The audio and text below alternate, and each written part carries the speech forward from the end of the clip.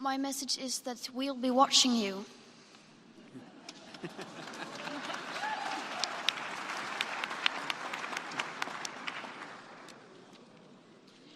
This is all wrong. I shouldn't be up here. I should be back in school on the other side of the ocean. Yet you all come to us young people for hope. How dare you? You have stolen my dreams and my childhood with your empty words, and yet I'm one of the lucky ones. People are suffering. People are dying. Entire ecosystems are collapsing.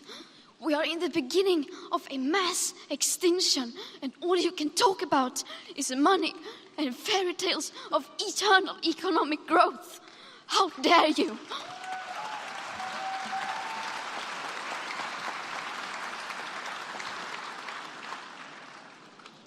For more than 30 years, the science has been crystal clear. How dare you continue to look away and come here saying that you're doing enough when the politics and solutions needed are still nowhere in sight? You say you hear us and that you understand the urgency. But no matter how sad and angry I am, I do not want to believe that. Because if you really understood the situation and still kept on failing to act, then you would be evil, and that I refuse to believe.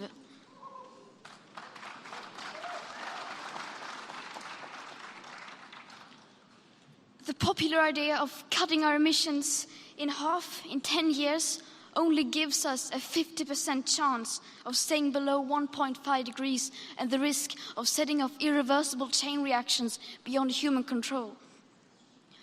50% may be acceptable to you, but those numbers do not include tipping points, most feedback loops, additional warming hidden by toxic air pollution, or the aspects of equity and climate justice. They also rely on my generation sucking hundreds of billions of tons of your CO2 out of the air with technologies that barely exist. So a 50% risk is simply not acceptable to us, we who have to live with the consequences. To have a 67% chance of staying below a 1.5 degrees of global temperature rise, the best odds given by the IPCC, the world had 420 gigatons of CO2 left to emit back on January 1st, 2018. Today, that figure is already down to less than 350 gigatons. How dare you pretend that this can be solved with just business as usual and some technical solutions? With today's emissions levels, that remaining CO2 budget will be entirely gone within less than 8.5 years. There will not be any solutions or plans presented in line with these figures here today, because these numbers are too uncomfortable and you are still not mature enough to tell it like it is. You are failing us. But the young people are starting to understand your betrayal. The eyes of all future generations are upon you. And if you choose to fail us, I say we will never forgive you.